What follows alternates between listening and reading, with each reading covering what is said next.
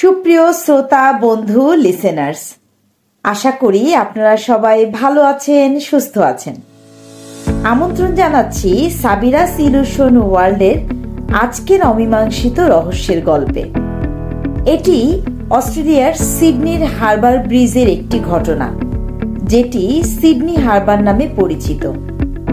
আসলে বিশ্বের যত আধুনিক সভ্যতা বা ইমারত গড়ে উঠেছে, সেটি কোনো না কোনো গরিবের রক্ত শোষণ করে। এটা আমরা জানি, চিরকালই দুর্বলের উপর সবলের অত্যাচার হয়ে এসেছে। আজকে যে ঘটনাটি আপনাদের সাথে বলবো, সেটি সিডনিতে বসবাসরত মানুষ, তাদের মতামত, জরিপ এবং সেখানে ভ্রমণকারী ট্যুরিস্ট তাদের কাছ থেকে জেনে মোটামুটি একটি সত্য ঘটনা শেয়ার করব। যেহেতু ঘটনাটি চোখের সামনে ঘটেনি, তাই মোটামুটি শব্দটি ব্যবহার করলাম। অস্ট্রেলিয়ার সিডনি হারবার ব্রিজটি পৃথিবীর একটি অন্যতম দর্শনীয় স্থান এবং অনেকেই এই ব্রিজটি দেখার জন্যই অস্ট্রেলিয়া ভ্রমণ করেন। তবে এর পেছনে রয়েছে একটি অমীমাংসিত রহস্যের গল্প। সিডনি হারবার ব্রিজটি আনুমানিক 1932 সালে এর নির্মাণ কাজ শুরু হয়।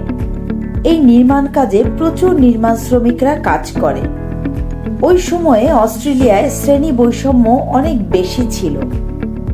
কাজের একটি পর্যায়ে ওই ব্রিজের পিলারের একটি অংশ ভেঙে পড়ে এবং তখনই 16 জন শ্রমিক ওই পিলারের নিচে আহত অবস্থায় থাকে।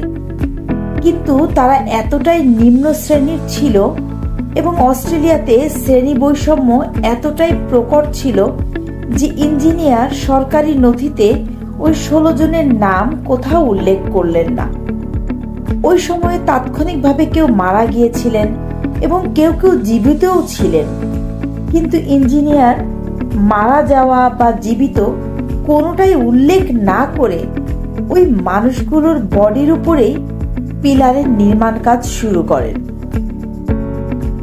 পরবর্তীতে আরো 3 জনের মৃতদেহ সেখানে পাওয়া যায়, যাদের কথা সরকারি নথিতে উল্লেখ করা হয়, কিন্তু ওই 16 জনের কথা কোথাও কোনো নথিতে উল্লেখ করা হয়নি। যা হোক, কালের বিবর্তনে সিডনি হারবার ব্রিজ এখন পৃথিবীর অন্যতম একটি টুরিস্ট স্পট। কিন্তু অমীমাংসিত রহস্য এটাই, যারাই সিডনিতে এই হারবার ব্রিজে গভীর রাতে ড্রাইভিং করেন, তাদের সামনে, ডানে, বামে অদ্ভুত কিছু জীর্ণ শীর্ণ মানুষ দেখতে পান। তারা যখন গাড়ি ব্রেক করে, তারা আর কিছুই সেখানে দেখতে পায় না। তবে যারা নিয়মিত গভীর রাতে এই হারবার ব্রিজে ট্রাভেল করেন, তারা এই অবয়বগুলো দেখতে পান।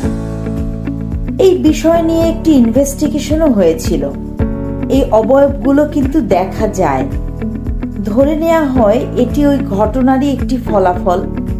তাদের অতৃপ্ত আত্মা, অ্যাকর্ডিং টু ইসলাম, মানুষের কারিন জিন আত্মা হিসেবে মৃত্যুর পরেও তারা মানুষের রূপ ধরে ঘোরাফেরা করে। তো এটি একটি জলজান্ত উদাহরণ আধুনিক সভ্যতার। আপনারা যদি কেউ সিডনিতে থেকে থাকেন বা সিডনি ভ্রমণে গিয়ে থাকেন, আশা করি আপনারা সবাই ঘটনাটি সম্পর্কে অবগত। এ বিষয়ে আপনাদের কোনো মন্তব্য থাকলে অবশ্যই আমাদের কমেন্ট বক্সে জানাবেন। ডিয়ার লিসেনার্স, আমাদের আজকের এপিসোড এই পর্যন্তই।